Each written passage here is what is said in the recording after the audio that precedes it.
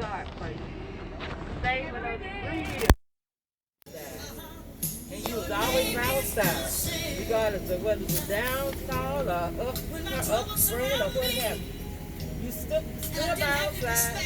You always there with your children. And we were there for you. We told Mama we was going to take care of you. And we did everything we could. And I know you're happy to be gone and be out of your misery. And I thank God that you finally be able to rest in peace. Daddy, I love you, and you'll always be in my heart.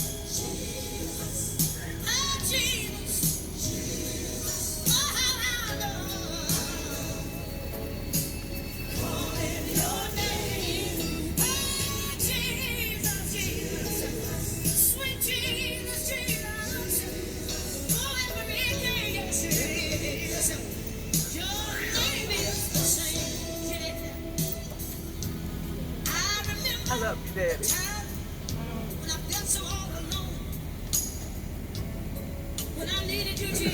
I'm glad I got the chance to spend my personal time with you before I say goodbye. I'm going to miss you, and I know you're going to miss me. I love you so much. And I'm going to make you. I got a made up mind. I got you, baby. Mama came to get you. And that's where you need to be. That's where you started from.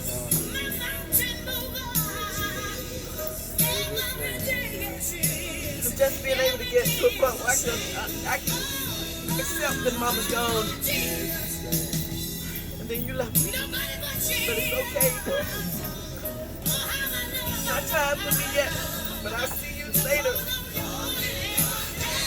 I love you so much. Nobody can ever match it. They used to say you love me more than everybody else. That's not true.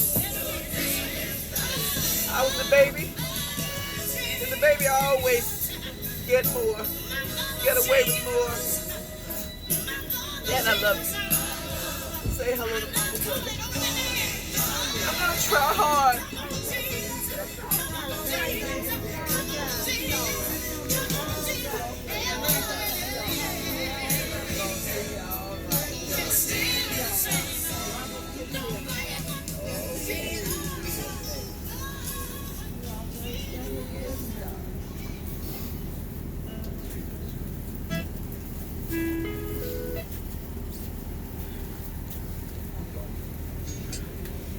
Pops, I want to say, there was a king, you were a king. Now it's time for you to take up your shoes and join your queen, Mama Edna.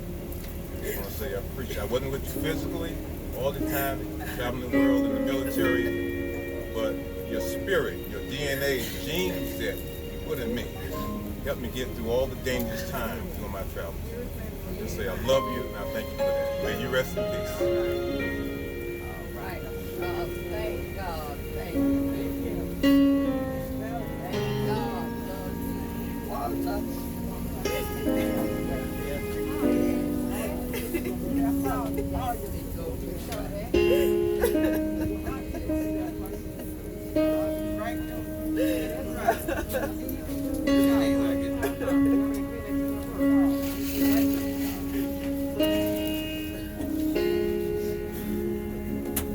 I just want to say I love you, Daddy. And I thank you so much for everything you've given me. I will continue to carry everything you've given me through me and my kids and my husband. My heart is so empty. I kept telling my children last night. My heart is just so empty. I didn't feel this way when my mother left because I knew I had my father. My heart is so empty. And I know God will fill it back up.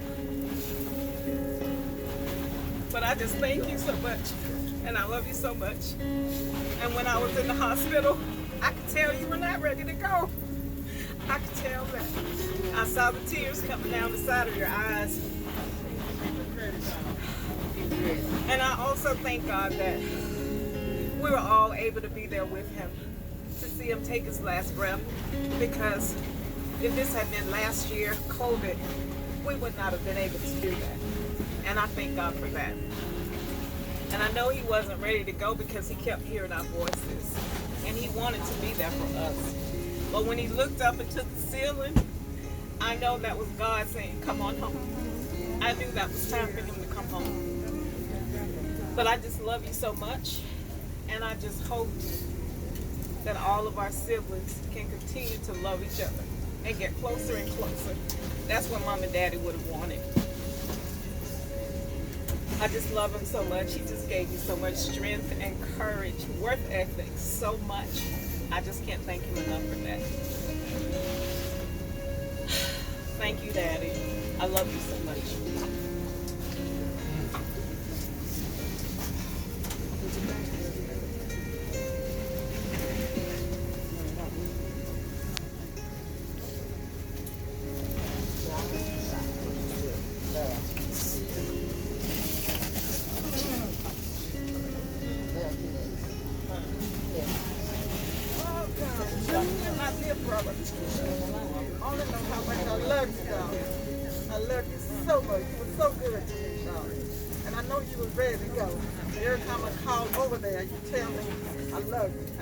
I love you.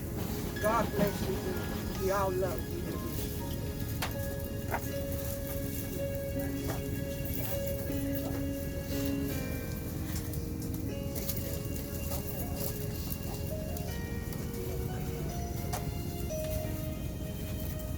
Daddy, you know I loved you. I did everything I could for you. I gave you your flowers while you were living. And I know that you're going to a better place. We're going to come together as a family as you want. I'm going to be strong because that's the way you taught us to be. And I know they say I'm like you in a lot of ways, mostly hellish, but we're going to make it happen. You know we all love you. We love you more than we ever could. Thank you for being there for us, being our Father, showing us the way, and always loving us unconditionally. We love you. We'll see you again on the other side. Oh, one more thing. I also want to thank my daddy's caregiver. For the last 2 years, Dale, had Dale not been with my father, I don't know that he would have made it the 3 years he did. She was there every day and every night. And when I couldn't get somebody to fill in for her, she said, no problem, Valerie, I'm going to be here with Mr. C. So thank you on behalf of the family, Dale, for all that you did. You are a blessing to us, and I thank God for you. Dale, thank you, darling.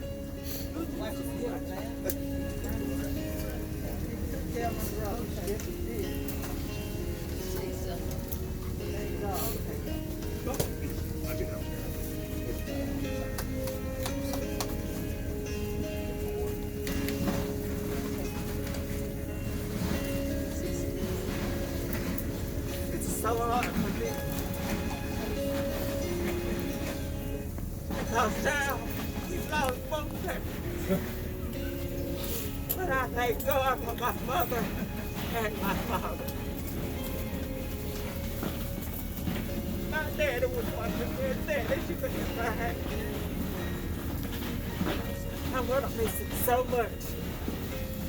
Thank you.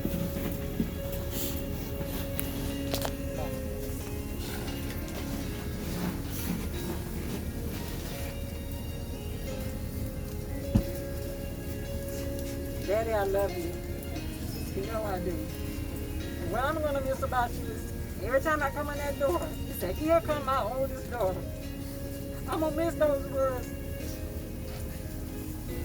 And I love you, and I'll see you on the other side.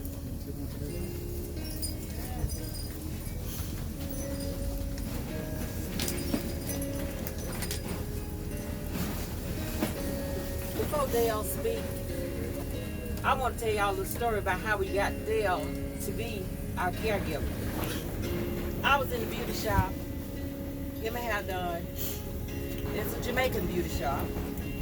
And I was talking, you know how we go in the beauty shop, you talk about family and everything. And I say, we need a caregiver. I say, my sister is there with him. I say, she can't be there 24/7. I said, we need somebody for my daddy. So happened, we was talking, the owner of the shop say, my cousin been keeping her laid up in Atlanta, but she's gone, you know, for somebody else. And she was, I said, well, we want to talk with her. And so happened, I interviewed Dale, Val interviewed Dale, and I said, she may be a perfect fit. We asked her, did she want to move in? She said, no, I don't think I want to move in. I said, well, do you have a car? She said, no. I said, well, you probably need to move in because that back and forth. So Val made it possible, fixed up the basement. She had a home downstairs. She was there with my daddy 24/7. You better not come in if she didn't know you. She won't let you in. Okay, Dale, we want you to speak. I've been with you for 3 years, and I'm telling you, you were like my daddy. I care for you like my dad. Once you hurt, I hurt. When you cry, I cry. And when I saw you have to send you to hospital, that Monday afternoon, I was wondering, will you be coming back home? I call hospitals every day, checking on him like my father. And when I heard him the Monday said, Dale, I said, yes, Miss, I see, my stomach hurt. I said, your stomach hurt? You're sure he's not hungry? He said, no. I said, let me check you, then I'm going to feed you. When I finished checking him, he said to me, are you going to feed me now? It sounds strange to me. But anyway, I bring his food and I gave it to him. I said, are you okay? He said, yes. Then after that, he called me back again and said, Dale, my stomach hurt. I said, no, this is not Mr. C. And I went back in the room and I get him ready. I called 911 and they came and took him. I said, Mr. C, going to hospital. And I called about 2 hours after. They said they run a test on him, but they don't know if he's coming back. I called about 3 hours after. They said they're still waiting on the test result, but they don't know if he's coming back. I said, okay. I waited until 9:30 in the night. I called. They said, he's not coming back now. I said, okay. I can go to my bed. I wouldn't go to my bed until I'm sure he was coming back. Because I fixed his bed and put it down ready and waiting for him. But when they said he's not coming back, I said, okay. In the morning, I wake up to pray. I heard the landline ringing. I went and I answered. I used my cell phone to call the hospital. I didn't use the landline. And I called. She said, no, ma'am, his heart rate is not coming up. I said, wow, I can't feel it. And there was it for Mr. C. Never came back. He did. But Mr. C, your memory lives on within me as a father. I didn't have any, but I took him as one. It's okay. Amen.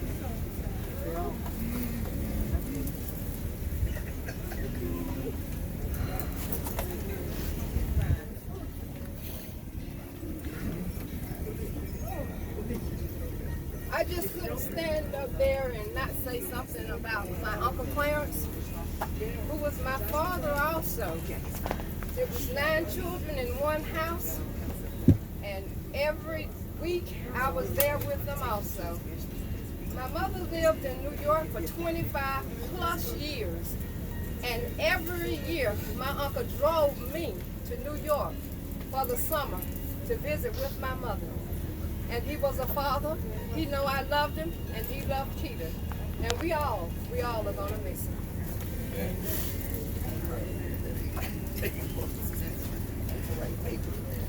I'm gonna speak real quick for all of Clarence Hampton's grandkids.